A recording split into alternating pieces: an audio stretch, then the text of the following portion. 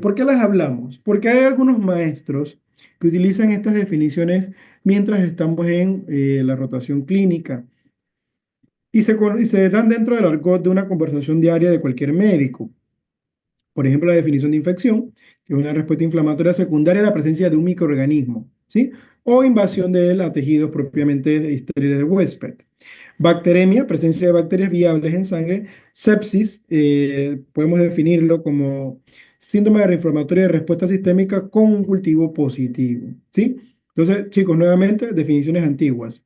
Síndrome de respuesta inflamatoria sistémica, tenemos que es una respuesta desencadenada por enfermedades diversas, pero que causa una disregulación, esa homeostasis se rompe. Y algunas características pueden ser hipo o hipertermia, ¿sí? Taquicardia, aumento de la frecuencia respiratoria o disminución de la presión alveolar de CO2, leucocitos mayor de 12 o menos de 4000 o aumento de las formas jóvenes. Recuerden que las formas jóvenes de los leucocitos incluyen especialmente a los neutrófilos en banda. Cada vez que te dicen que hay bandas, especialmente cuando se rotaba pediatría, hay bandemia, hay banda, hay desviación a la izquierda. Esas son formas inmaduras. Bien. También la definición de sepsis grave, sepsis y al menos, sepsis ya tenemos la definición, uno de los siguientes datos de disfunción multiorgánica, hipoxemia, oliguria, ¿sí? Alteración de la creatinina, coagulopatía, trombocitopenia, entre otros, ¿no? Esta otra definición antigua, shock séptico, que es la hipotensión que no responde a fluidos. ¿Sí? Para ellos tenemos diferentes tipos de fluidos, expansores de volumen, cristaloides, que tratan de mantener esa presión arterial media. Doctores y doctoras, es importante que ustedes conozcan que la presión arterial sistólica o diastólica no es la mejor medida de perfusión tisular. ¿Qué significa eso?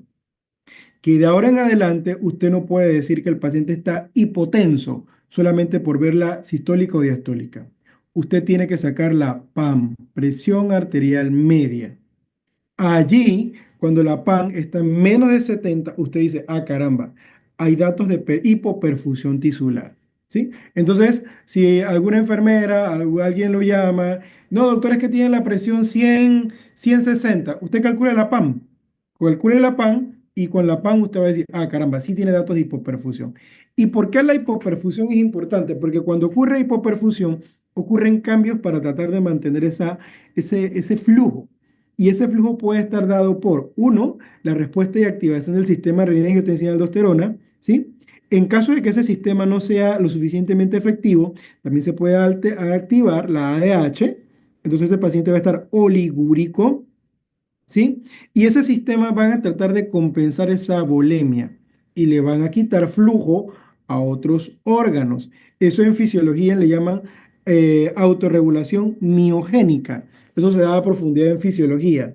Entonces, es por ello que usted no puede decir que con la sistólica y la diastólica yo puedo decir que hay hipoperfusión, ¿sí? Hay hipoperfusión cuando calculo la PAM. No me acuerdo cómo calculo la PAM. Caramba, vamos a buscar una app en nuestro teléfono y ahí sacamos la PAN. Hay ecuaciones digitales y usted calcula rapidito la PAN. Shock séptico refractario es también una definición antigua cuando hablamos de que hay necesidad de dopamina, más de 15 microgramos por kilo por minuto, o de noradrenalina, que es el llamado y popularmente conocido Levofet, para mantener una PAN arriba de 60. Ojo, nuevamente, estamos hablando de la PAM, estamos hablando de la presión sistólica y diastólica, ¿sí? Que eso es lo que nos interesa. Bien, ¿preguntas hasta aquí? Por mi parte no, doctor. Disculpen, no escuché lo que dijeron. Dije que por mi parte no tengo preguntas. Ah, perfecto, muy bien. Entonces, ¿cómo hablamos en la actualidad de sepsis? Para ello hay un consenso, que es que en el 2016 se hizo el tercer consenso para la definición de sepsis, dicho séptico, es el sepsis 3 y ellos utilizaron esta escala, ¿sí? Este es el SOFA, ¿sí? Que es una escala de 0 a 4 en donde vamos a utilizar diferentes variables fisiológicas para determinar la presencia o no de sepsis. Doctores, ¿por qué esto es importante? Porque hace muchos años se vio que había pacientes con definición de sepsis grave, pero dicen, bueno, está en sepsis grave, no hay que colocarle dopamina, no hay que colocarle noradrenalina, hay que colocarle líquidos. ¿Y qué ocurría con ese paciente? Se moría. Entonces, como se morían estos pacientes que estaban dentro de estas definiciones, dijeron, esto no se puede utilizar porque se nos están muriendo los pacientes. Y por eso surgió esto que está acá, esta clasificación. ¿Sí? Que hablamos frecuencia respiratoria, plaquetas, bilirrubina a nivel cardiovascular, la PAM, nuevamente la PAM, siempre saliendo. Evaluamos a nivel del sistema nervioso central, la escala de Glasgow y la función renal. Bien. ¿Alguien puede decirme por qué cuando hay shock disminuye el gasto urinario? ¿Alguien puede explicarme eso desde el punto de vista fisiológico? Shock de cualquier punto.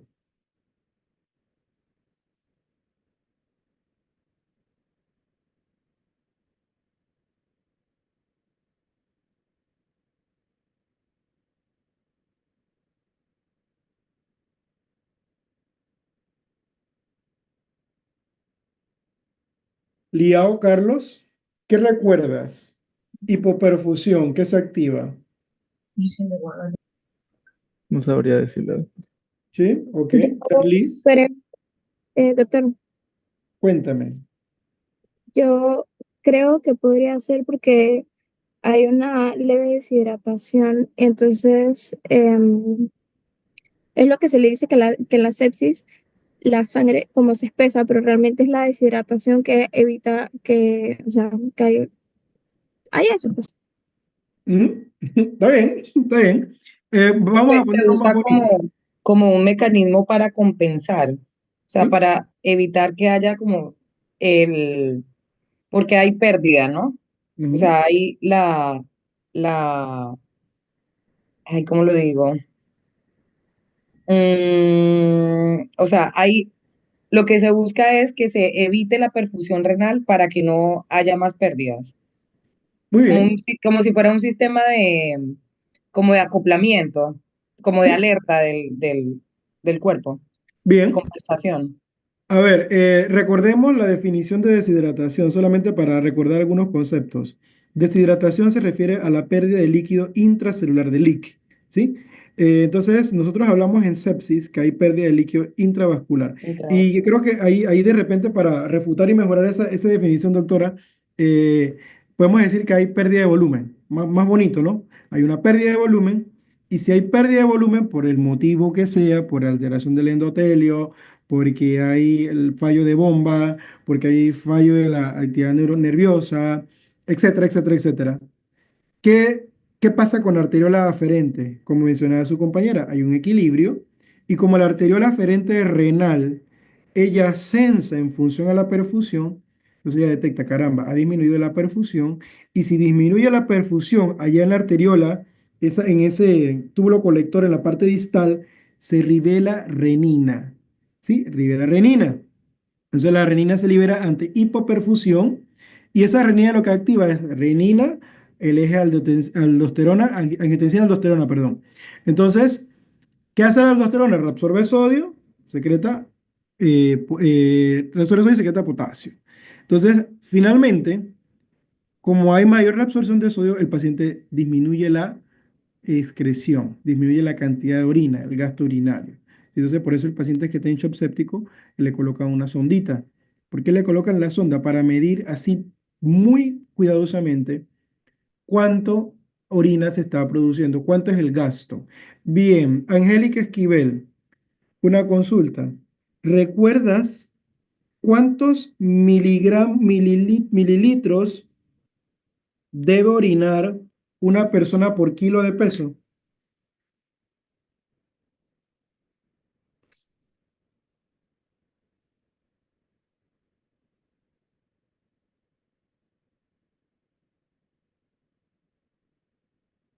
Machuca Helen, ¿recuerdas cuántos mililitros debe orinar una persona por kilo de peso?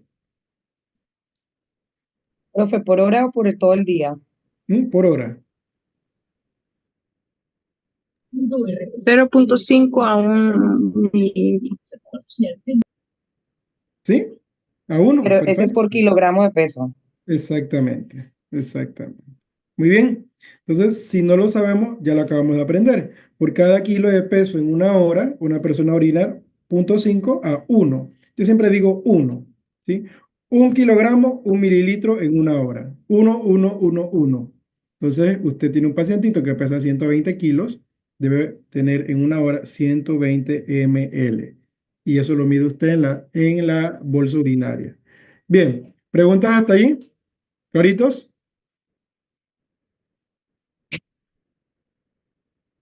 Perfecto, continuamos. Entonces, para recordar eso y no tener que hacer esa tabla tan larga, tenemos el Quick SOFA.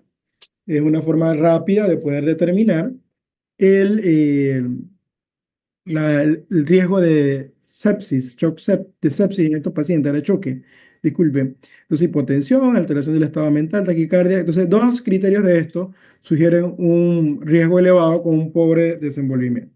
Bien, estas son las definiciones antiguas de sepsis, sepsis severa, hecho séptico. Nuevamente, chicos, ¿por qué ya no se usan?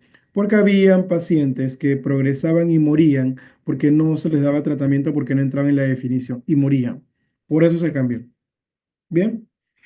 Este tratamiento, paciente que está en shock, incluye primero adecuado soporte hemodinámico. Entonces podemos medir la presión venosa central que tiene que estar entre 8 a 12 milímetros de mercurio. Una PAM que tiene que estar mayor o igual a 70. Diuresis de 0,5 a 1 miligramos por kilo hora. Y la hemoglobina, que es tratar de que ese paciente tenga una hemoglobina de 7 a 9. Por eso que usted ve que el paciente que está en shock, el motivo que sea, siempre se le transfunde.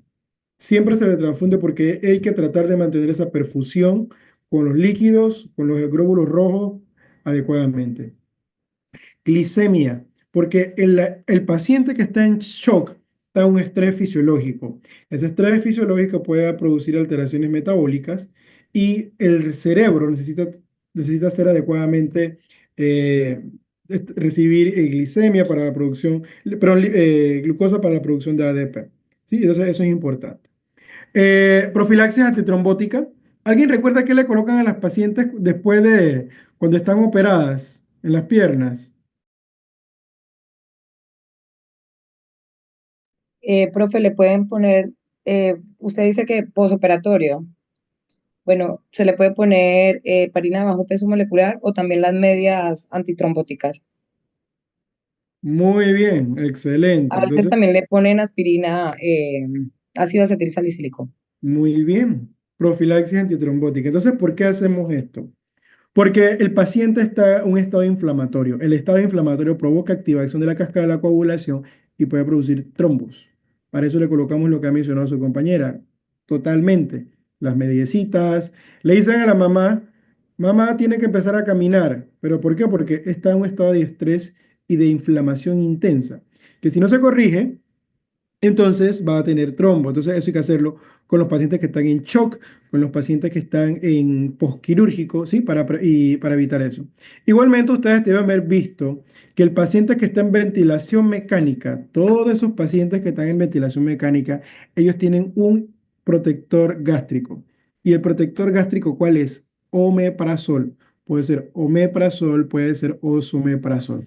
Y ustedes dirán, pero doctor, ¿por qué le están colocando un protector gástrico? Probablemente lo han visto. ¿Qué ocurre?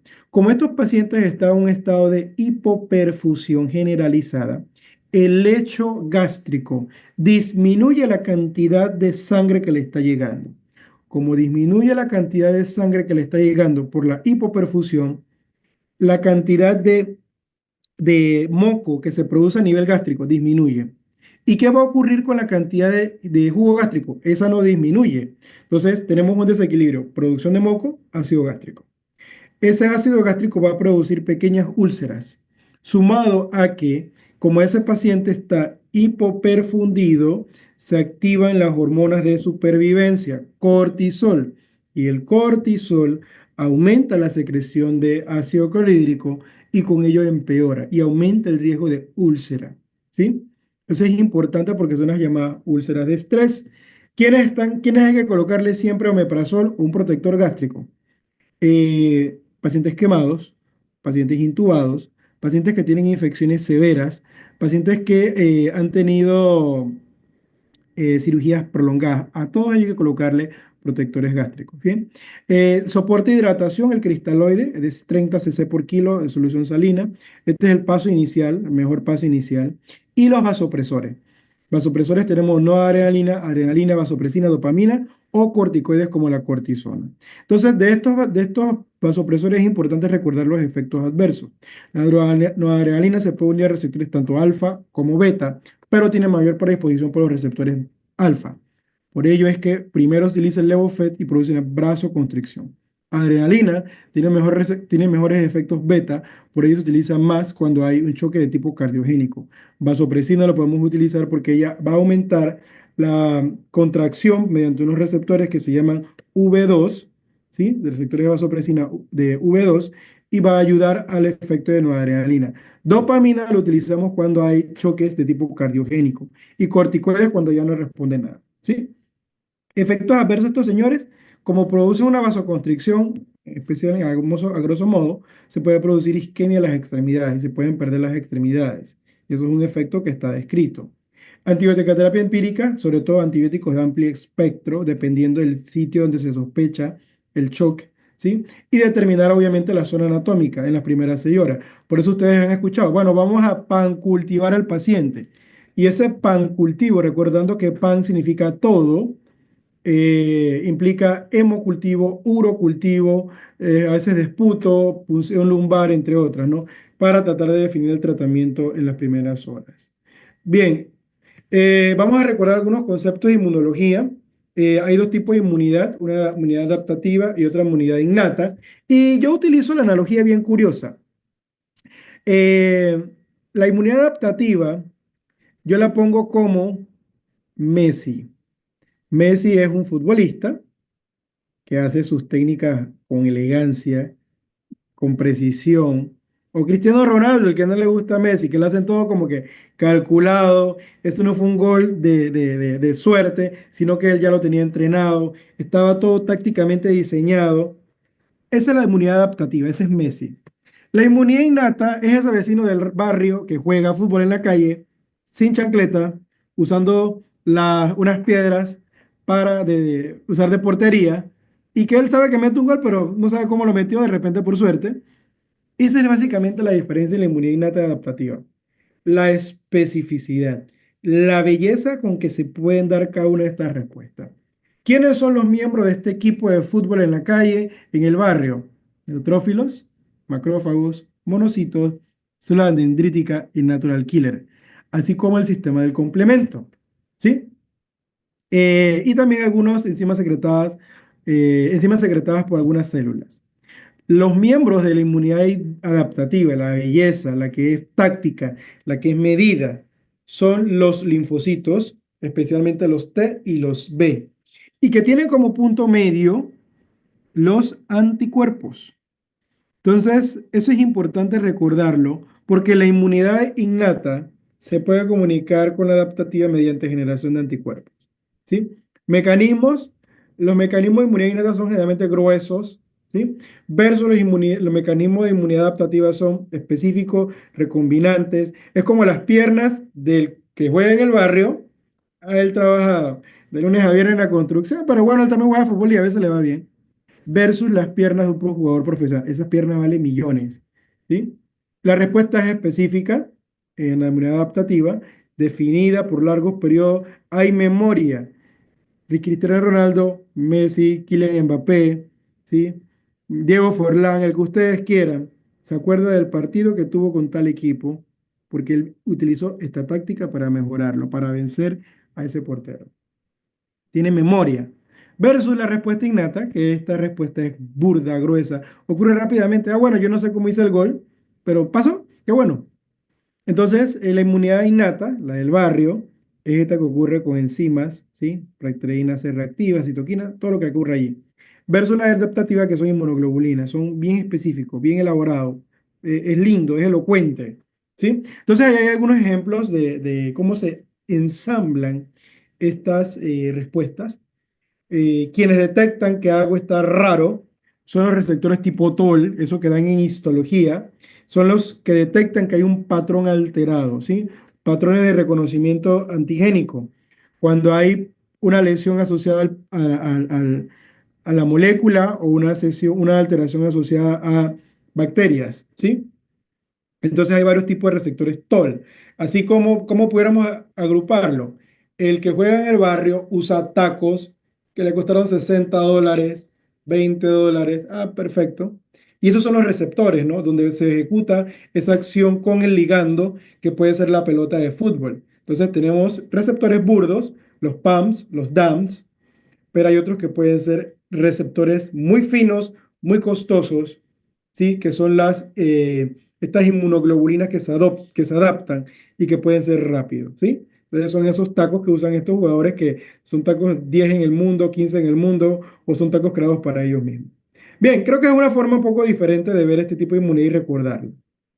Hay sitios en donde esta inmunidad tiene como sus centros de entrenamiento, ¿sí? Pueden ser en ganglios, ¿sí? A nivel submandibular, ahí vamos a recibir la respuesta de las infecciones a nivel de la cavidad oral y se asocian a enfermedades como por ejemplo patologías de la cavidad oral. Bien chicos, aquí les menciono, adenopatía infecciosa es adenopatía dolorosa. Tiene todos los hallazgos, signos de la inflamación. ¿Alguien puede mencionarme cuáles son los signos de la inflamación? ¿Cómo está constituida eso? Marifer Brooks, ¿pues recuerdas eso? Eh, sí, más o menos. ¿Qué nos recuerdas? Em, Rubor, Muy bien. ¿Qué más? calor, Muy bien. edema, Muy bien. em, Dolor. sí, dolor. Ajá. Y pérdida de la función. ¿Sí? Pérdida de la función. Excelente. Entonces, todos los ganglios infecciosos tienen esos datos.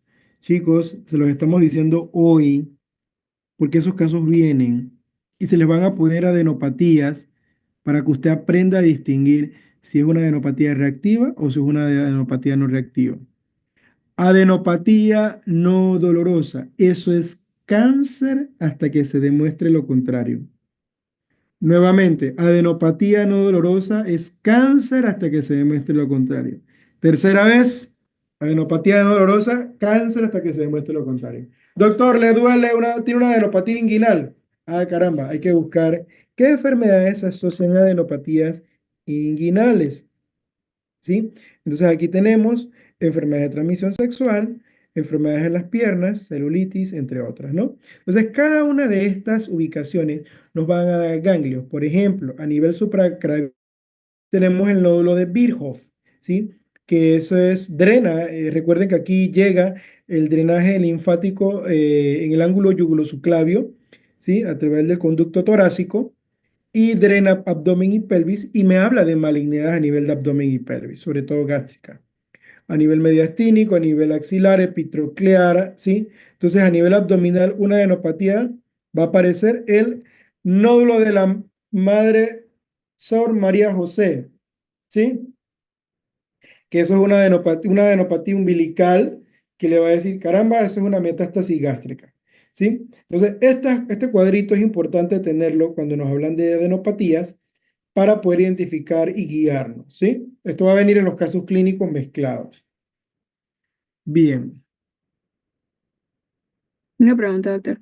sí, ¿Es posible que se den adenopatías dolorosas, pero que duren tipo un periodo extendido de tiempo, a pesar de que uno se haya medicado con sí. antibióticos, etcétera, etcétera?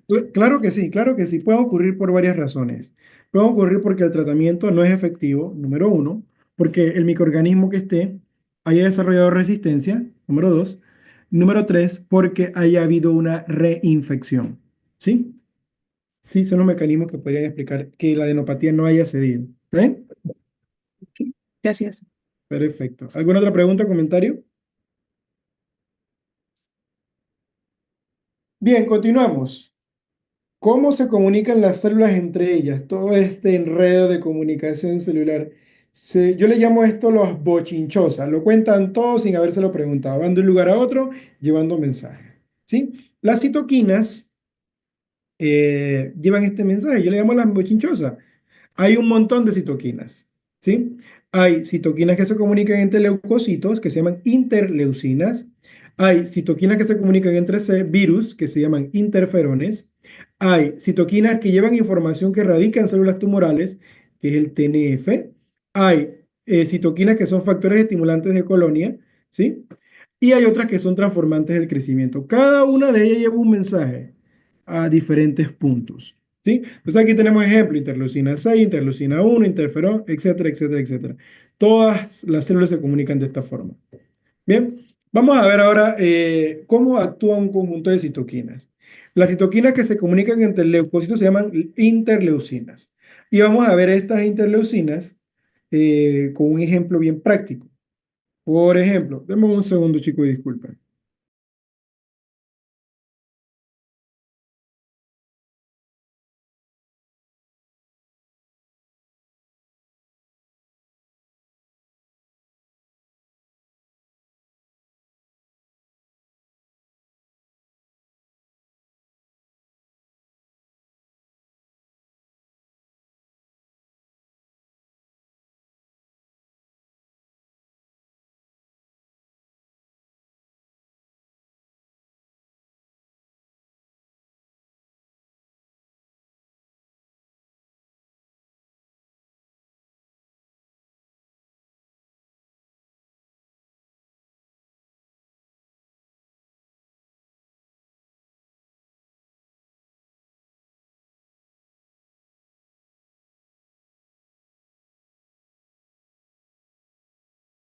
Bien, disculpen, chicos. Vamos a entender ahora cómo funcionan las interleuquinas con un ejemplo. Iba por ahí Carlitos caminando y se cortó el pie. ¿Sí? Se cortó el pie, no le prestó atención, se infectó ese pie. ¿Sí? Va caminando, cara, cara, cara, cara. Bien, ese pie, las células que se lesionaron liberaron interleucinas, las bochinchosas. Esas interleucinas van a llevar un mensaje a los leucocitos. Oye, está pasando esto, esto y esto acá en el pie. Perfecto. Esa interleucina igualmente llega el mensaje al hígado. Y en el hígado, esa interleucina le voy a decir al hígado, caramba, mira, hay una inflamación allá, necesito que produzcas un conjunto de proteínas que nos van a ayudar contra la inflamación. Y ese hígado empieza a producir un conjunto de proteínas que pueden o aumentar o disminuir. El conjunto de proteínas que libera el hígado en respuesta a la interleucina 6 se llaman reactantes de fase aguda positiva, lo que está en verdecito aquí. Reactantes de fase aguda positiva. Disculpen.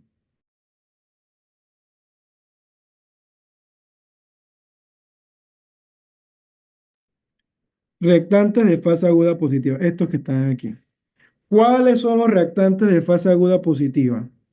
Son la proteína C reactiva, la aptoglobina, ferritina y fibrinógeno. Entonces, ustedes han visto que cuando tienen un paciente hospitalizado le dicen al médico, oye, tómale la PCR, tómale la proca.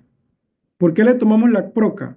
Porque la procalcitonina es un indicador de qué tan intensa es la inflamación. Y es un medidor indirecto, entonces es por eso se hace. Oye, tómale el BES, el volumen de sedimentación globular, tómale el BES. ¿Qué estamos midiendo con el BES? El firinógeno. ¿Por qué? Porque todas estas sustancias que estamos observando aquí aumentan antiinflamación aguda, ¿sí? Eso se llama reactantes de fase aguda. Y si yo quiero ver cómo va mi paciente con el tratamiento, yo puedo medir esto y lo mido cada 48, etcétera, ¿sí? Hay otras proteínas que disminuyen sus valores, por ejemplo, albúmina o transferrina, son reactantes negativos de fase aguda. Entonces, cuando hay inflamación intensa, estas señoras que están aquí van a disminuir su producción. ¿Sí? Hasta aquí, ¿hay preguntas?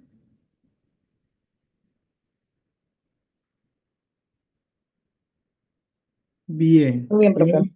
continuamos. Vimos que la interleucina 6, esa señorita viajó al hígado y en el hígado de esa señorita le dijo produce reactantes de fase aguda. Ahora hay otra interleucina, es la interleucina 1. La interleucina 1 viaja a nivel sistémico,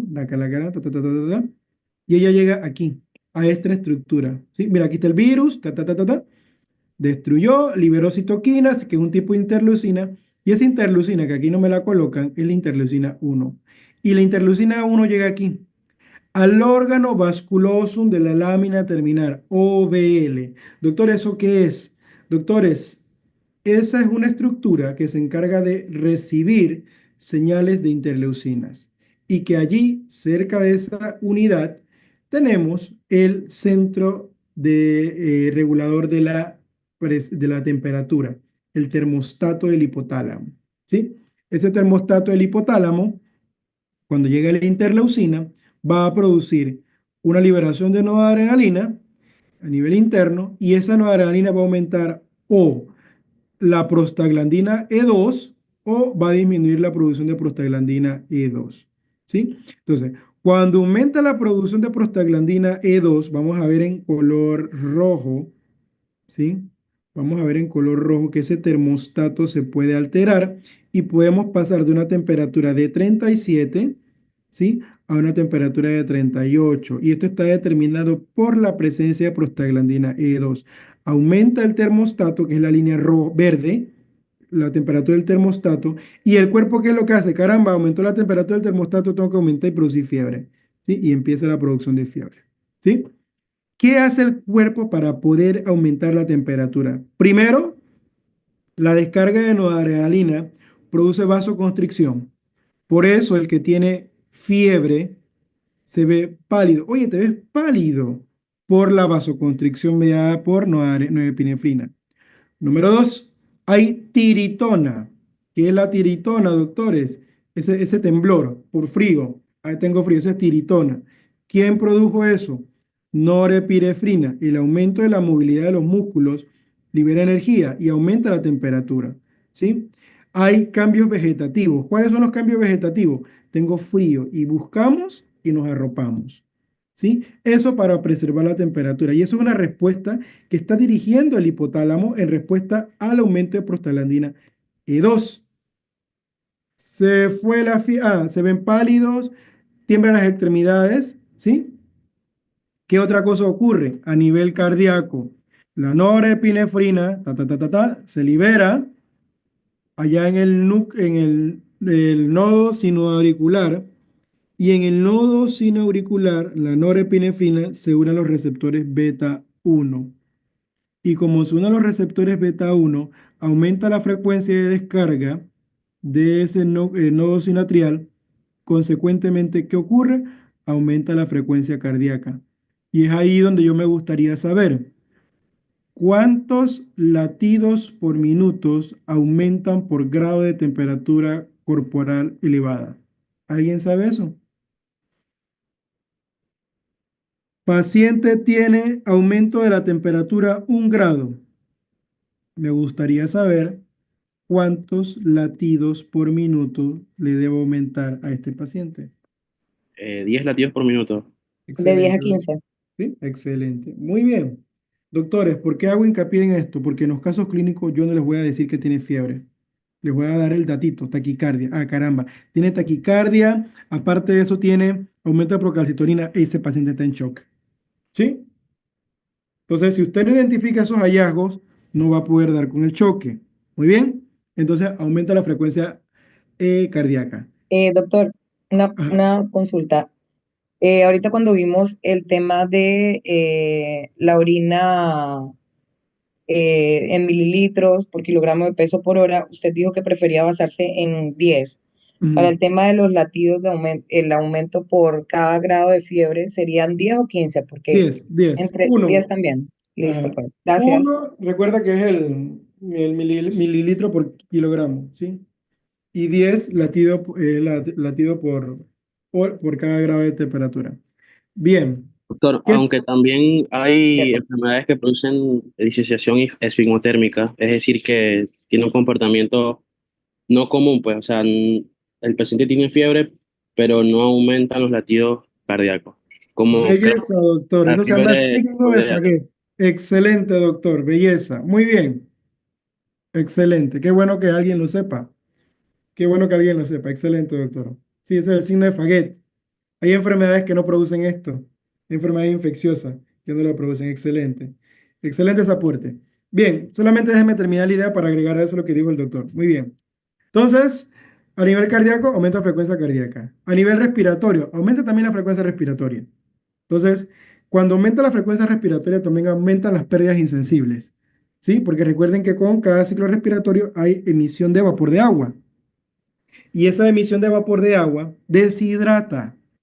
Por eso que parte del tratamiento de la fiebre, las inflamaciones, de la fiebre en general, de inflamación, siempre hay hidratación, porque aumenta las pérdidas insensibles. Porque hay pérdida de líquidos por aumento de la temperatura, por aumento de la frecuencia respiratoria. Entonces, siempre que hay fiebre, liquiditos. Por eso la sopita sirve. La sopita de mamá sirve. Aparte que también hay un componente ahí cognitivo, emocional, ¿no? Por eso la sopita de pollo de mamá sirve para la fiebre. Muy bien. Eh, ¿Qué otra cosita?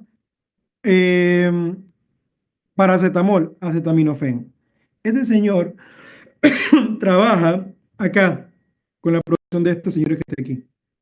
Por eso él es el mejor antipirético, porque el paraminofenol penetra directamente acá en la barrera hematoencefálica. Y es difícil que los otros fármacos que tienen efecto antipirético penetren, porque son fármacos que se disocian y que simplemente no se da esa absorción. Pero el acetaminofén sí lo hace, porque penetra la barrera hematoencefálica aquí en este lugar y disminuye la producción de estos señores que están aquí, prostaglandina. Si le dimos acetaminofén al paciente, ¿qué va a ocurrir? Disminuye la producción de prostaglandina. ¿Qué pasa con el termostato en verde? Disminuye la temperatura y tenemos que también disminuir los efectos de la fiebre. ¿Qué hace el paciente? Empieza lo que decimos, está sudando la fiebre. No, no está sudando la fiebre. Lo que está haciendo el cuerpo es tratando de vasodilatar para que con esa vasodilatación se pierda calor con esa vaporización del agua, ¿sí? Número dos, ya no tenemos frío, ahora nos quitamos todo, ¿sí? También viene nuevamente el apetito. Cuando tenemos fiebre, nosotros no tenemos ganas de comer. ¿Pero por qué no tenemos ganas de comer? Porque hay ciertas hormonas en el hipotálamo, las orexinas, y que le dicen, hey, no tengo ganas de comer. Y ellas son la orexina y tienen ese efecto a nivel central, ¿sí? Bien. Pregunta con esto. ¿Hay alguna preguntita con esto, chicos? ¿La habían visto esto así antes?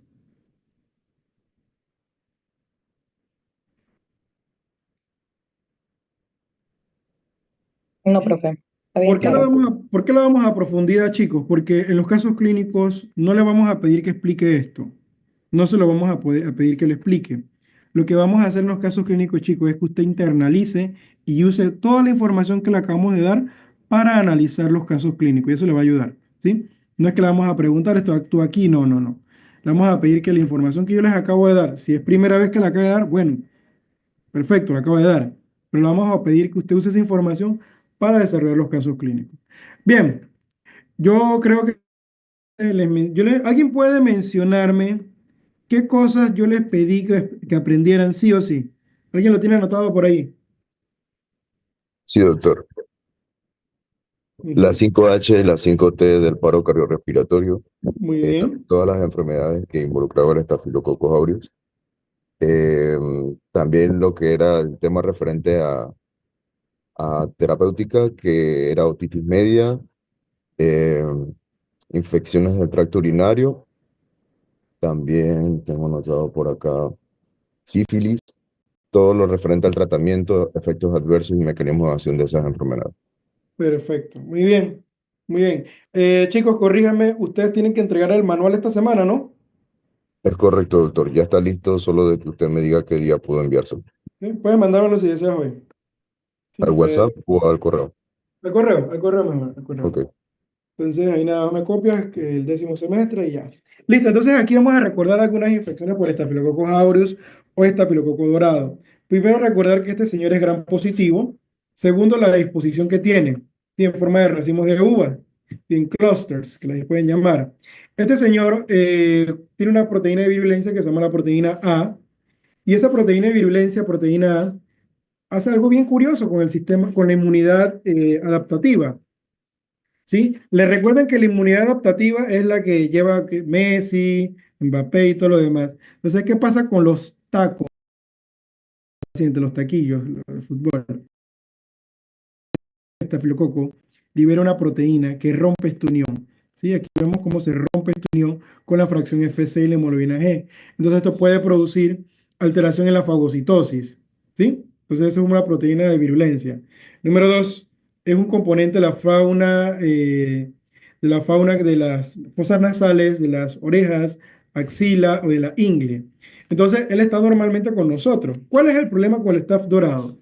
Que cuando hay solución de continuidad de la piel, lo que sea, ese señor aprovecha y crece. Cuando hay disminución de la inmunidad, cuando hay utilización de múltiples antibióticos que disminuyen la población de bacterias normales, él aprovecha y crece. Entonces es ahí donde se pueden dar estas infecciones cutáneas, infecciones órganos como absceso o neumonía.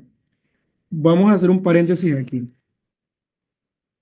Cuando yo tengo un paciente con una neumonía viral, ese paciente, después de haber mejorado de la neumonía viral, le puede caer una neumonía bacteriana.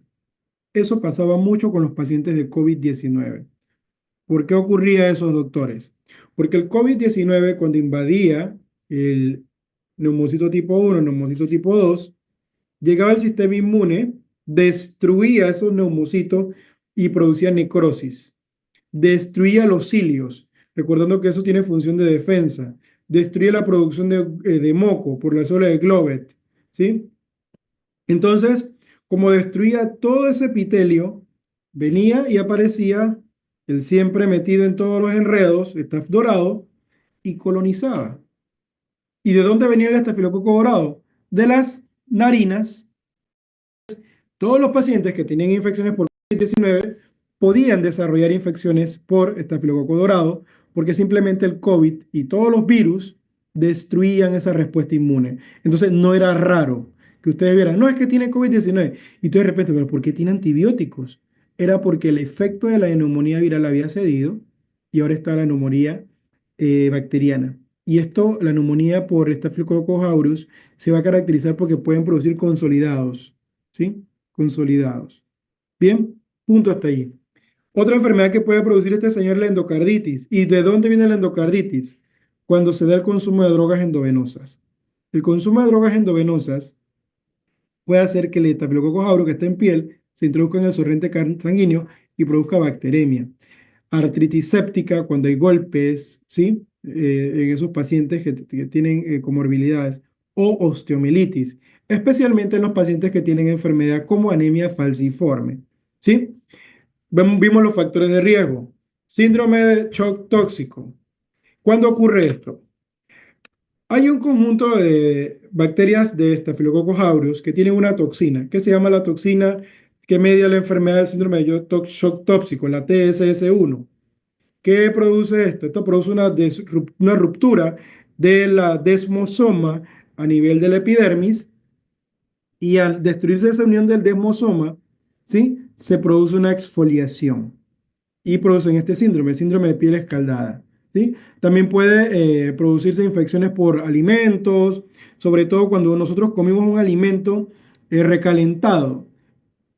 El Staphylococcus aureus tiene enterotoxinas, que son enterotoxinas que están preformadas, ya están formadas antes que se produzca la ingestión, y que cuando usted lo recalienta, lo que hace la toxina es que se libera y produce inflamación y produce la infección. Entonces, esta infección se puede caracterizar por vómitos y ocurren usualmente 12 horas a 8 a 12 horas después del contagio. ¿Sí? Aquí nuevamente, RCA, que ya hemos hablado. RCA significa el Staphylococcus aureus es resistente a qué antibiótico. Si yo te digo, Rednex y oxacilina. exactamente. Muy bien. MRCA significa que es oxacilino resistente. Excelente. ¿Y por qué hablamos de oxacilina? Porque es el antibiótico que se utiliza clínicamente para las infecciones. No meticilina, recuerden chicos que meticilina no se usa porque produce nefritis intersticial. Y Esto no se les va a preguntar, pero solamente para que sepan que hay un conjunto de enzimas, como la Panton Valenta y leucocidina, que son enzimas que restringen leucocitos y que producen necrosis, ¿sí? Solamente para que sepan. No espero que eso lo pregunten, esperemos que no. En las preguntas de UWER o del examen de certificación, espero que no, pero solamente que sepan que hay unas enzimas que existen. Síndrome de shock tóxico estafilocócico se va a caracterizar por fiebre, vómito, diarrea, rash y descamación, así como un choque y un fallo de órgano blanco. ¿Qué va a ocurrir con este paciente? Hay aumento en las transaminasas o se puede asociar al uso de tampones vaginales o este tamponamiento nasal. Damas que utilicen tampones o que usen taponamiento nasal por epistaxis tienen un riesgo de desarrollar esta infección. ¿Y esto por qué ocurre? Porque cuando se coloca el tampón, ese tampón puede ir contaminado por el Staphylococcus aureus, ¿sí? Porque eso se coloca con las manos, y simplemente al meterlo a la cavidad vaginal o a la cavidad nasal, es un ambiente húmedo, es un ambiente lleno de sangre, y ese ambiente húmedo y lleno de sangre ayuda a que se dé el crecimiento de esta bacteria, porque ellas utilizan el hierro, ¿verdad? Profe, también por el de descomposición de la sangre. Exactamente, la descomposición de la sangre también predispone ese uso. Bien, entonces, en estos pacientes, en las infecciones cutáneas, el síndrome de shock tóxico también se puede dar asociado al Streptococcus pyogenes. Entonces, aquí, corrijo, chicos, yo dije de 8 a 12 horas, aquí me menciona literatura, 2 a 6 horas, ¿sí? Hola, ¿vas a trabajar acá? Dale, entra, entra. Entonces, 2 a 6 horas, luego con diarrea no sanguinolenta y emesis. Bien, si yo tengo un paciente que tiene una infección por Staphylococcus aureus, el diagnóstico diferencial hay que hacerlo con Bacillus cereus, que es un conjunto, una bacteria que también infecta eh, el arroz chino. ¿Sí? El arroz chino, porque es rico en carbohidratos, entonces podemos tener ese crecimiento de esta bacteria, el Bacillus cereus. Bien, ahí vemos otras características que este señor destruye los coágulos, tienen coagulasa o puede producir absceso. Bien, preguntas de Staph aureus. Doctor, en el caso de el diagnóstico diferencial de Bacillus cereus, entonces, cuando estaba leyendo esa parte en el libro, ahí decía que eso usual, bueno, no ahí, pero donde lo leí decía que usualmente eso dura o se resuelve de 24 a 48 horas después del consumo del alimento. En el caso del Bacillus cereus, ¿sería más tiempo esa parte? Es un poquito más de tiempo, pero el tratamiento, ellos resuelven solo. Eso resuelve solo. 2 palmaditas en la espalda y le dice que todo va a estar bien. ¿Sí? Obviamente, si tiene vómito hay que hidratarlo, ¿no? Y si ese vómito es intenso, hay que darle corrección de electrolitos y todo lo demás, ¿verdad? Pero eso es importante. ¿Sí? ¿Algo más? Y eso es todo, gracias. Perfecto. Mister, me voy a colocar acá en el otro salón para que puedas trabajar bien. Listo, no te preocupes.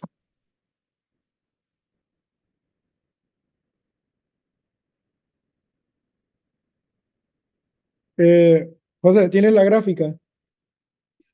Por favor. Bien, continuamos.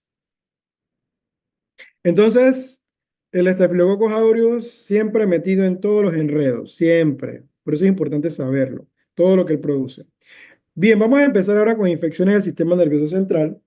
Las infecciones del sistema nervioso central se van a caracterizar por una tríada, ¿sí? Esta tríada que ustedes conocen, eh, fiebre, cefalea, rigidez nucal, ¿sí?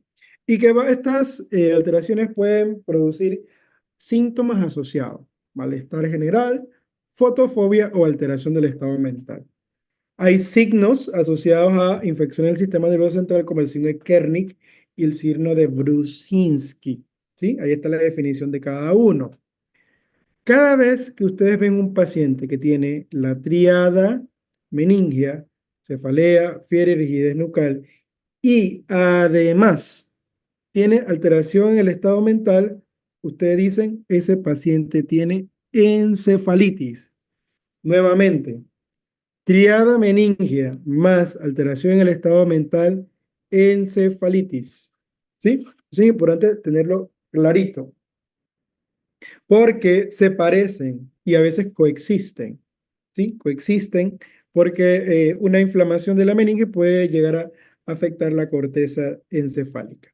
Bien, hay patógenos que pueden producir la meningitis y en función del grupo etario, inclusive también a la etiología, podemos tener grupos. Por ejemplo, a nivel bacteriano, el neumococo es el principal que produce neumonía en los adultos o Neisseria meningitidis en adolescentes. Eso lo vamos a ver un poquito más a profundidad. En los pequeños recién nacidos, estreptococos de grupo B, ¿sí?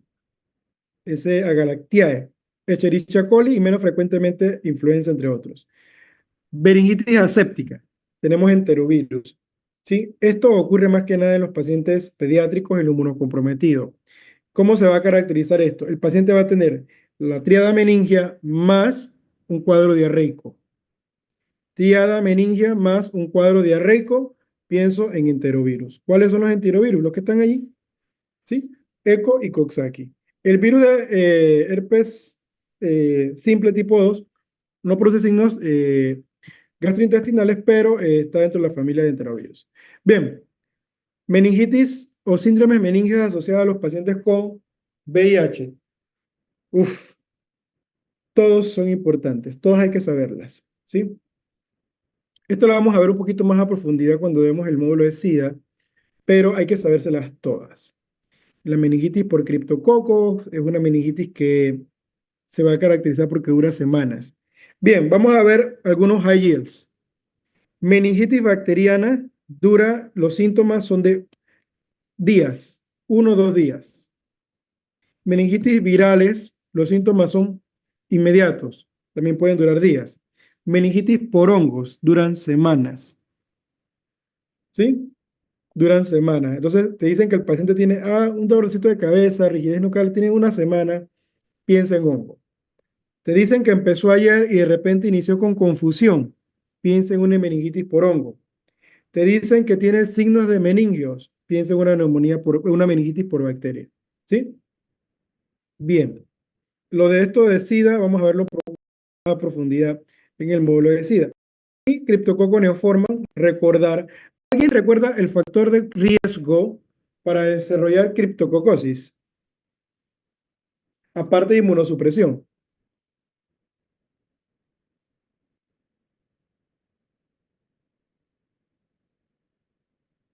Vamos a dar una pista. Charles Darwin se dedicaba a criar estos animales. Ovejas. Profe, la No. exposición a palomas Excelente. Charles Darwin y era también Columbo Philippe. a árboles, troncos podridos. Muy bien. ¿Sí? ¿Sí? Excelente. Entonces Charles Darwin se dedicaba a la cría de palomas y las palomas es un factor de riesgo para la criptococosis. Bien, citomegalovirus, el factor de riesgo es contagio sexual y de secreciones. ¿Sí? Herpes simple igual, lo mismo el contagio. Varicela zoster igual. Tuberculosis, estar en contacto con la persona infectada. ¿Sí? Secreciones, esas gotículas. Toxoplasmosis, ¿cómo se contagia, chicos?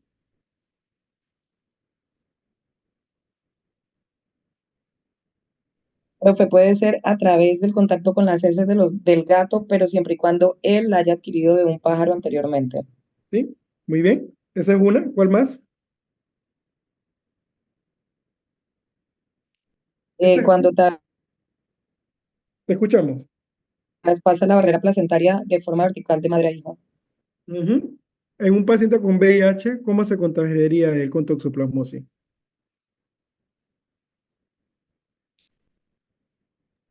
Por vía aérea, por las heces, Mm, aspiración, no, pues. no. ¿Alguien recuerda el mecanismo de contagio más común de toxoplasmosis? Aguas contaminadas también. El consumo de Mm, carne cruda. Eso sí, consumo de carne cruda. Muy bien, excelente. Consumo de carne cruda contaminada. Sí, recuerden que la toxoplasma es consumo de carne cruda. Entonces, la toxoplasmosis tiene dos mecanismos de contagio. El que menciona su compañera, el contagio, el contacto con felinos. Chicos, pero no es el gato que ustedes tienen en su casa, que ese gato que tienen que ponerle la comida a 38 grados porque si no no se la come. No es el gato que ustedes tienen en el sillón y que tiene que darle terapia porque se estresa por el ruido. No, ese gato no. Es el gato que vive en la calle, el gato que está en contacto con animales silvestres y que no hay ningún tipo de control. No es el gato que usted le hace manicure, que le hace las pestañas y todo eso. Ese gato no. ¿Sí? Ese gato no. El gato de la calle. Y se van a acordar de sus gatos, los que tienen gatos y sus personalidades. Muy bien. Entonces, ese es el segundo mecanismo de contagio. El primero es ingesta de carne mal cocida. Ejemplo, la hamburguesa. Cuando era estudiante, me acuerdo que mi profesora de parasitología nos decía que ellos hicieron un estudio en Panamá y determinaron, al igual que el mundo, que el principal contagio de toxoplasmosis era ingesta de carne en hamburguesas.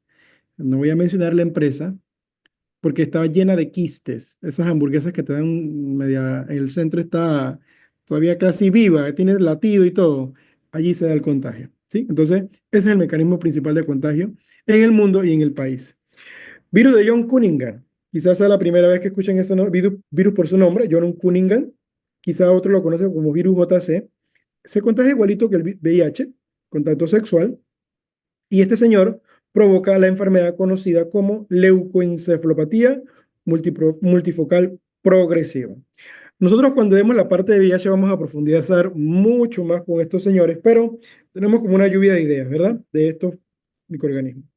Bien, ahí tenemos nuevamente lo mismo, definición y etiología, y vamos a ver que ahora aparece un microorganismo que no apareció en la tabla anterior, este que está aquí, ¿ve? El que dice 2%, Listeria, ¿sí? Este es el microorganismo nuevo que no ha aparecido. Y aquí, ¿por qué vamos a hablar de ese señor? Eh, ese microorganismo va a infectar. ¿Hasta qué hora es la clase, chicos? Hasta las 3.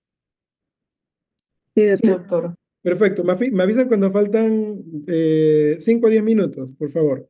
Entonces, la listeria, ¿por qué es importante? Primero, porque la listeria se contagia por contacto con leche cruda, leche que no ha sido pasteurizada. Segundo, puede producir meningitis en los extremos de la vida, niños, neonatos o en viejitos. Número 3, en Estados Unidos, el año pasado, hubo un brote enorme de listeriosis y el examen viene de Estados Unidos. ¿Sí? Entonces, ojito con eso, tenerlo presente. Entonces, la meningitis por listeria se va a caracterizar porque esta bacteria es tan berraca que agarra los microtúbulos de la célula y lo utiliza como trampolín. Es decir, llegó la inmunidad adaptativa y la inmunidad innata. ¿Saben lo que hace la listeria? Agarra los microtúbulos y lo usa de trampolín. Ah, sí, llegaste tú, me voy, me cambio de lugar. Y ese es un lío tratar la listeriosis. Afortunadamente, tenemos antibióticos que evitan eso. Eso le llaman colas de cohetes, lo que hace la listeria, colas de cohete. Tenemos antibióticos como la ampicilina, que ayuda a ubicar esa bacteria y quédate quieto, deja de estar haciendo eso. ¿Sí? Entonces, esto es importante recordarlo porque en Estados Unidos el año pasado hubo un brote grandísimo de listeriosis, creo que era el contagio de fresas, no recuerdo, que no sé, estaban como contaminadas, y hubo un montón de contagios, gente enferma, no sé cuántos fallecidos hubo en los Estados Unidos por la listeria. ¿Sí? Entonces, esto se lo digo como datito de que este examen viene a los Estados Unidos, ¿no? Y considerar eso. Bien, entonces ya hemos visto los síntomas, pero un paciente que tiene datos de esta tríada meningia, ¿qué hago? ¿Cuál es el primer paso? ¿Cuál es el paso más apropiado en el manejo? Primero, chicos, tengo que determinar que ese paciente no tenga signos de lesiones ocupantes de espacio. Primer paso, paciente con meningitis, CAT. Le hacemos un CAT. En el CAT yo tengo que ver datos de lesiones ocupantes de espacio. ¿Qué significa eso? Yo creo que ustedes dieron radiología o están dando radiología 2, ¿verdad? No, doctor, el otro semestre profe. damos radiología Ah, 2. caramba, está bien, está bien, está bien. Están perdonados. Esa se da en 11. Están perdonados, están perdonados. Entonces, las lesiones ocupantes de espacio van a producir hallazgos en el CAT, desplazamiento de la línea media, un efecto a nivel del ventrículo, etcétera, etcétera, etcétera. Tengo que ver eso. Si el paciente no tiene estos hallazgos, siguiente paso, una punción lumbar. Siempre, punción lumbar. Doctor, ¿y qué pasa si yo tengo un paciente con toda la tríada de la meningitis y yo le hago directamente la PL, la punción lumbar? Va a ocurrir lo siguiente, doctores. Si el paciente tiene todos los signos de meningitis y no he visto si la meningitis que él tiene es pura lesión ocupante de espacio, yo le hago una punción lumbar. Eso es como cuando ustedes recuerdan en la tina de lavar, cuando usted le quita el tapón, el efecto que ocurre, todo se chupa y se absorbe. Eso mismo ocurre con la punción lumbar. La diferencia de presiones hace que se produzca una herniación. ¿De qué? Del cerebelo. El cerebelo se hernia, sale por el foramen magno y se puede producir una compresión y la muerte. Entonces, eso hay que tener muchísimo cuidado si el paciente tiene datos de efectos de masa. Nuevamente, paciente con signos de meningitis, perfecto, hay que hacer el CAT. No hay signos de lesión ocupante de espacio, lesión de masa, le hacemos la PL. ¿Sí? Hay médicos más pro, más todo, y dicen, ah, no, esto no tiene signo de lesión ocupante de espacio. Bueno, vamos directo a la PL. ¿Sí? Pero los protocolos son bien claros en ese sentido. Bien, ¿preguntas?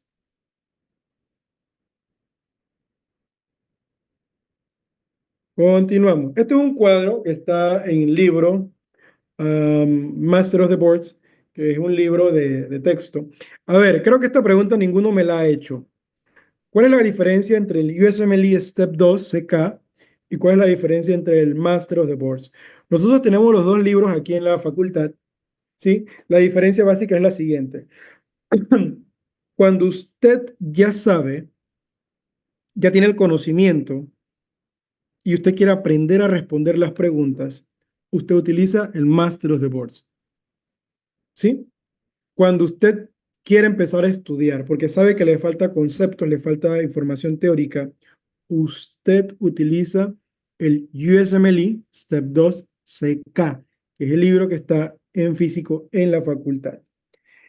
Aprovecho, antes de que se me olvide, yo tuve el año pasado una reunión con la empresa McGraw-Hill en la universidad y yo les pregunté sobre sus libros.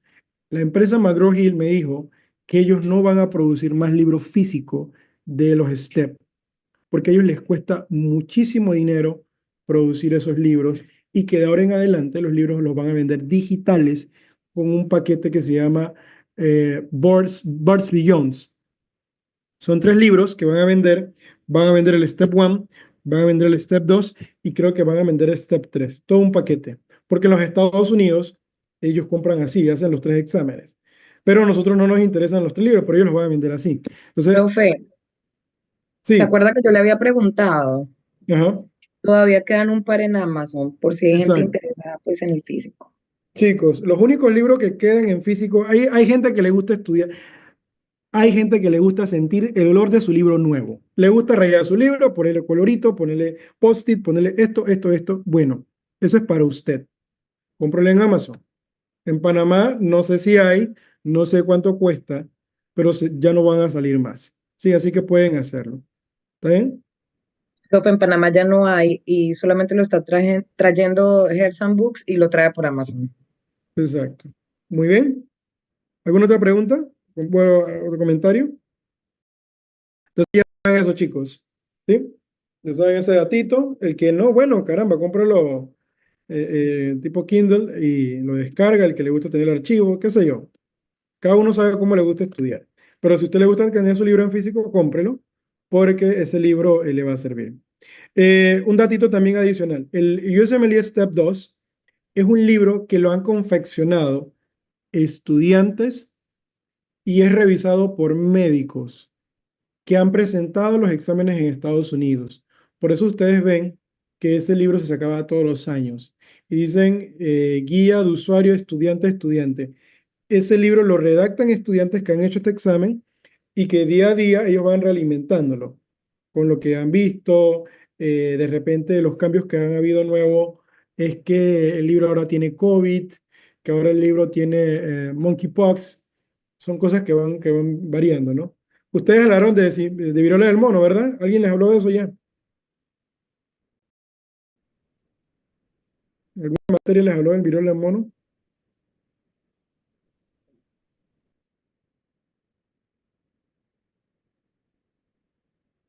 Doctor, la verdad no recuerdo.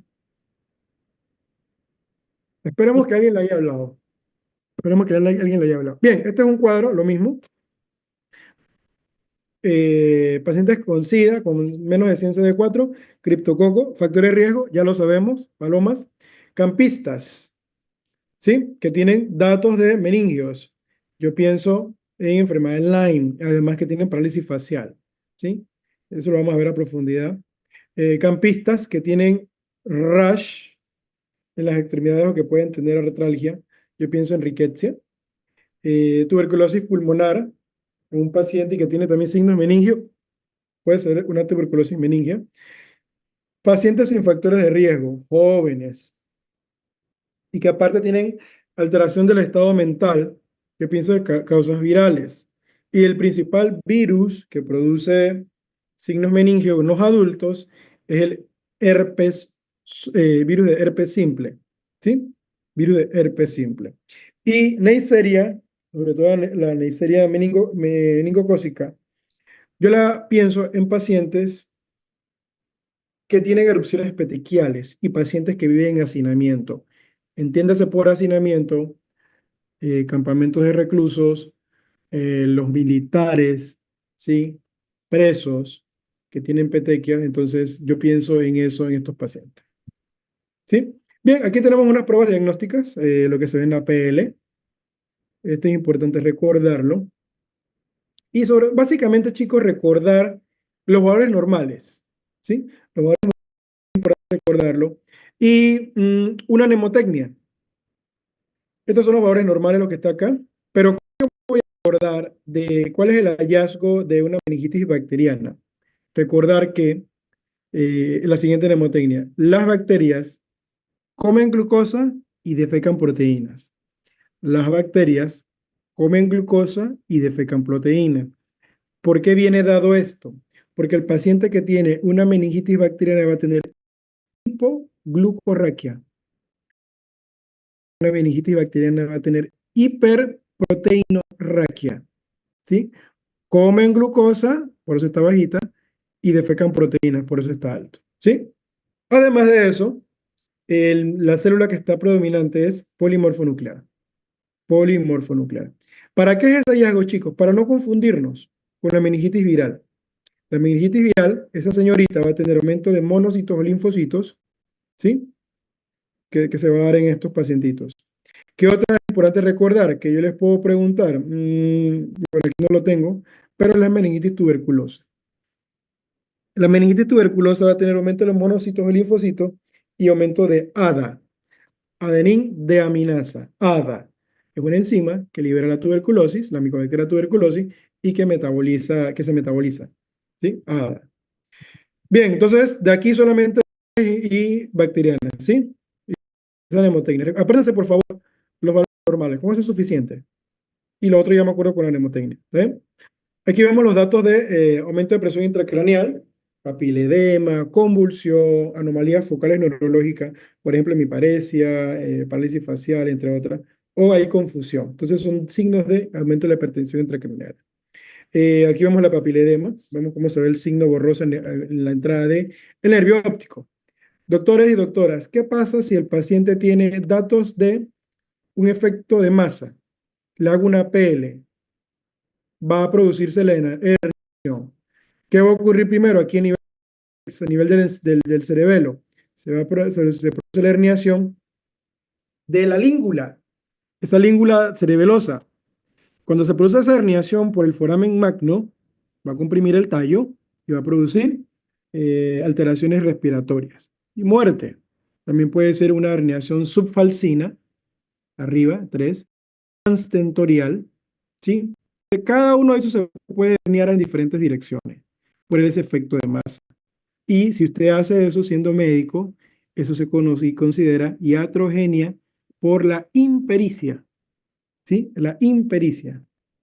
Bien, aquí nuevamente un cuadrito con factores de riesgo, con SIDA menores de 100 CD4, criptococo, para pacientes que se fueron de campo, pacientes que se fueron con de campo que tienen dolor articular y rash, Lyme, campistas que ahora tienen lesiones en los brazos y piernas, rickettsia, tuberculosis pulmonar y ahora tiene datos de rigidez nucal, tuberculosis meningia, ningún factor de riesgo, pienso en viral, especialmente el virus de herpes, y pacientes adolescentes con rash petequial que viven en hacinamiento, Neisseria meningitidis.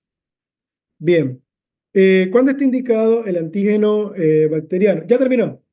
Dame un segundito, chicos, un segundito. La de acá usted la puedo colocar, está acá colocando. Ah, pero ya terminó, me decía. Yo creo que me hacía falta con el señor. Ok, ya. Ok, no era esto. Listo, gracias.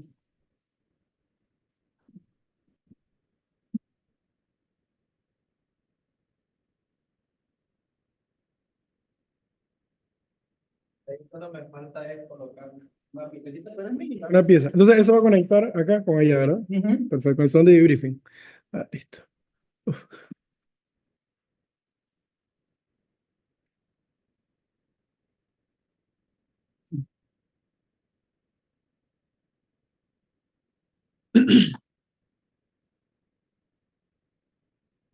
Bien, entonces, ¿cómo hago el diagnóstico? Si yo pienso en una meningitis por criptococo, yo puedo hacer una prueba de antígeno bacteriano. Usualmente son antígenos que le llaman antígeno en látex, y para establecer ese diagnóstico. Si es una tuberculosis, yo le hago una prueba eh, de centrifugado de 3 volúmenes, ¿sí? ¿Por qué lo hago 3 veces, chicos? Porque lo que yo quiero garantizar con este tipo de prueba es que, por ejemplo, imagínese que usted está en un río y que intenta atrapar una sardina. Usted agarra una porción del río, un vasito de agua con el río, y dice, caramba, yo no creo que me vaya a ir con un solo vasito. Entonces lo que hacemos es, al meter 3 o 4 veces, es tratar de encontrar una micobacteria. Entonces por eso se hace 3 veces centrifuga, a ver si hay micobacteria. Y le hacemos la tinción de vara, recordando que la tinción es una tinción que es exclusiva de las micobacterias. Bien, ¿alguien recuerda el cultivo de donde crece la micobacteria tuberculosa?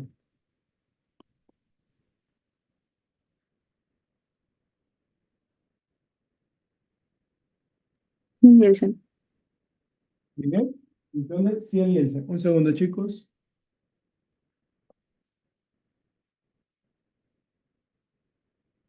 Sí, el Nielsen. Muy bien. Entonces, la tinción de el Nielsen es una tinción que yo utilizo para demostrar la presencia de Mycobacterium tuberculosis. Lyme, Rickettsia. Estas señoras son exclusivas, son tan especiales que ellas tienen sus tinciones especiales, perdón, sus pruebas específicas como Western blot o ELISA. Y el criptococo, tinta china, tinta india, eso lo podemos encontrar, ¿sí? O el antígeno criptocócico que es sensible. Sí, que es un antígeno en prueba en látex. En tratamiento. A ver, vemos un medicamento del que hemos hablado bastante. Vancomicina. ¿Qué tipo de microorganismo me cura la vancomicina? ¿Alguien recuerda? Staphylococcus aureus metilo resistente. Sí, muy bien. Estafilococos. Vamos a ponerlo más grande. Gram positivos. Gram positivo. Muy bien. Ceftriaxona me va a cubrir encapsulados. ¿Sí? Encapsulados y algunos gram negativos, sobre todo el neumococo. ¿Sí? Encapsulados como el neumococo. Entonces, bien, entonces esta es la terapia empírica de la meningitis, Ceftriaxona y Banco. ¿Alguien recuerda algún efecto adverso de la vancomicina? Síndrome de hombre rojo. Muy bien. ¿Alguien recuerda cuál es el mecanismo que explica el síndrome de hombre rojo?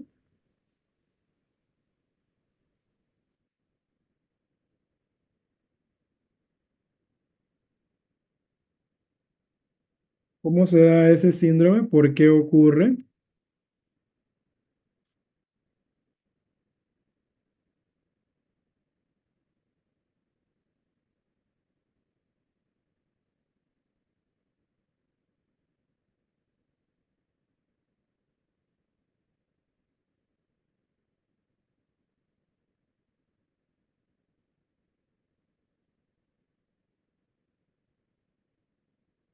A ver, chicos. ¿Nadie? Es ahora para aclarar las dudas. Profe, había dicho algo de la histamina, pero no me acuerdo. ¿Sí? ¿Alguien recuerda algo ahora que la compañera mencionó la histamina?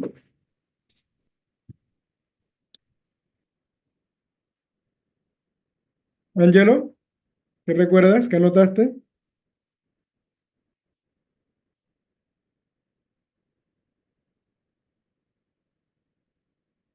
Estoy Mm, buscando porque no recuerdo. sí, sí. ¿Vas a, vas a probar algo acá? No, le entrego el mouse de Driftix Al de debriefing, ajá. con el cargador. Es inalámbrico. Ok, Ya está instalado, solo es que lo ponga a cargar y quedaría. Voy a listo. poner aquí el receptor y ya sería todo. Ok, perfecto. Muchas gracias. Voy a colocarle acá el nombre.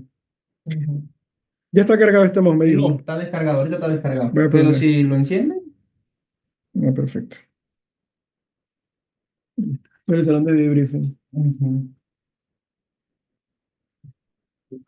Bien, ¿alguien recuerda el mecanismo, chicos? Disculpen. Profe, tengo anotado algo de la velocidad también de cómo se administra.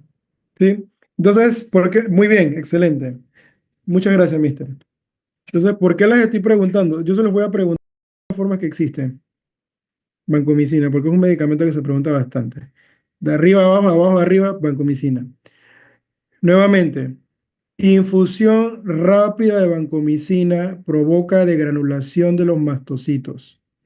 Esto no es una respuesta alérgica, porque las respuestas, perdón, de hipersensibilidad. Alergia es otra cosa. Esto no es una respuesta de hipersensibilidad, es una reacción adversa por farmacocinética.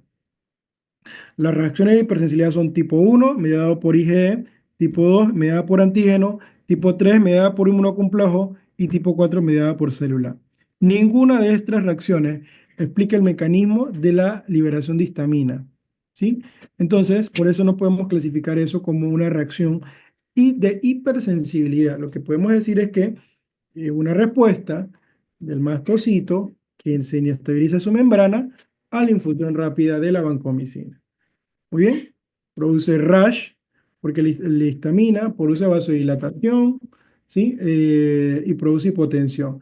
Ajá, perfecto. Esos son los aprobados y los reprobados. Necesito saber. Colócale las fechas ahí más o menos a estos exámenes. Ok, Y creo que ya. Colócate las notas máximas y las notas mínimas. ok. Y listo. Vale. Antes ¿Lo lista? ya, contigo y los que no. ¿Lo tienes por ahí? No, pero es que yo no sé la cantidad de estudiantes que no dieron el curso.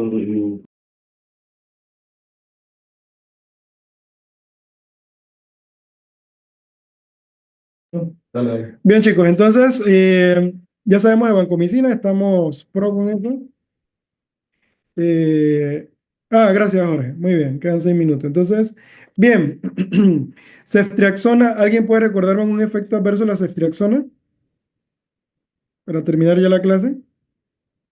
Profe, ¿puede repetir de la vancomicina la desgranulación de los mastocitos?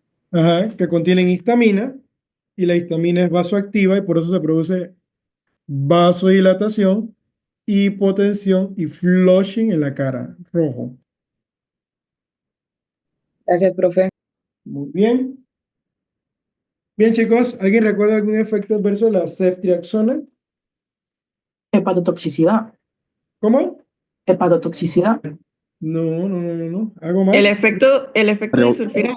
barro El biliar. síndrome de Steven Johnson que dijo Cristi, Sí. Barro biliar. anafilaxis y Sí. rash. Barro biliar, sí, muy bien, excelente, barro biliar. El Steven Johnson lo puede producir cualquier antibiótico. Es más común en la sulfa, ¿no? Pero también lo puede producir. Lo que mencionó su compañero por ahí, barro biliar, ¿sí? En los chiquitines, en los neonatos, ¿qué produce?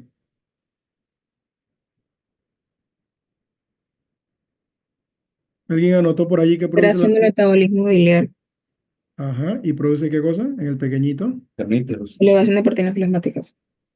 Kernicterus. No, la UPP es la que está bien. La UPP indeficiente, entonces aumenta la bilirrubina indirecta. ¿Sí? La proteína plasmática es que están pocas cantidades en la inmadurez del hígado fetal. Produce Kernicterus, como mencionó su compañero. Barro biliar, Kernicterus, ¿sí? Entonces es importante recordar esos efectos. Bien, chicos, vamos a dejar la clase hasta allí. Nos vemos entonces el día de mañana con la prueba formativa, ¿sí? De antibióticos. Nuevamente, con libros, con apuntes, con lo que ustedes quieran, ¿sí? Eso es importante para mí para la próxima semana poder hacer la prueba sumativa de antibióticos. ¿Alguien tiene alguna pregunta, alguna recomendación, estudio, algo, duda al respecto? Sí, profe, la prueba formativa en cuanto a la forma, ¿cómo sería? Como los casos clínicos que hemos estado viendo igual que que como se van a dar en el examen, ¿cierto? Sí, la prueba formativa de antibióticos es como la prueba diagnóstica que usted hizo, igualito. Vale, profe. Muy bien, ¿algo más?